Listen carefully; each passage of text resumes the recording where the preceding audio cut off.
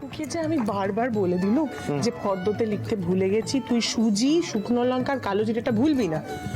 তুই ভুলে গেলি। তুমি বলেছিলে না? হ্যাঁ বলেছিলাম। কি রে, এতগুলো লোক বসে আছে, জিজ্ঞেস কর, সবার সামনে বলেছিলাম। তুই তো আগে কখনো এভাবে ভুলে যেতিস না বাবা। কি হলো তোর?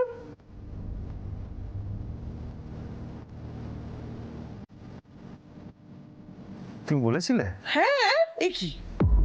না, তুমি যখন বলছো নিশ্চয়ই বলেছিলে, আমি বোধহয় ভুলে গেছি। ঠিক আছে, আমি এনে দিচ্ছি। হ্যাঁ এনে তুই, এনে তাড়াতাড়ি কর, তাড়াতাড়ি কর, রান্না বসাবো আমি।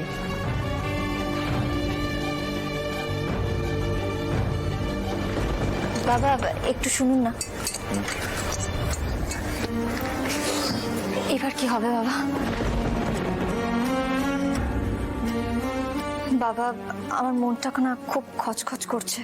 ব্যাপারটা আমারও অদ্ভুত লাগছে। কদিন আগে তোমার স্মৃতি চলে গেল, এখন আবার সৃজন কিছু কিছু কথা ভুলে যাচ্ছে। তুমি বরং ডাক্তারের সঙ্গে গিয়ে একবার কথা বলেই নাও। হ্যাঁ বাবা, আমি আর ব্যাপারটা ফেলে রাখতে চাইছিও না। আমি বরং আজকে একবার কি ডাক্তারবাবুর সাথে কথা বলি। পর্ণা, তুই এত টেনশন করিস না। তোকে এত টেনশন করতে দেখলে সৃজনদা কিন্তু টেনসড হয়ে পড়বে।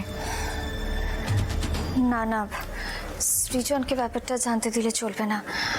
আমি এক কাজ করি, আমি বরং সৃজনকে এই কম্পিটিশনের কোনো একটা কাজে বাইরে পাঠিয়ে দিই, তারপরে কি ডাক্তারবাবুর সাথে দেখা করি। না না পর্ণা, সৃজনকে আমরা সামলে রাখবো, তুমি গিয়ে ডাক্তারের সঙ্গে কথাটা বলেই নাও। দিদি বলছি, ওখানে দাঁড়িয়ে কথা বললে হবে? এদিকে আয়। হ্যাঁ, কিরকম কি নকশা করবে একটু বলে যা। হ্যাঁ আসছি আসছি।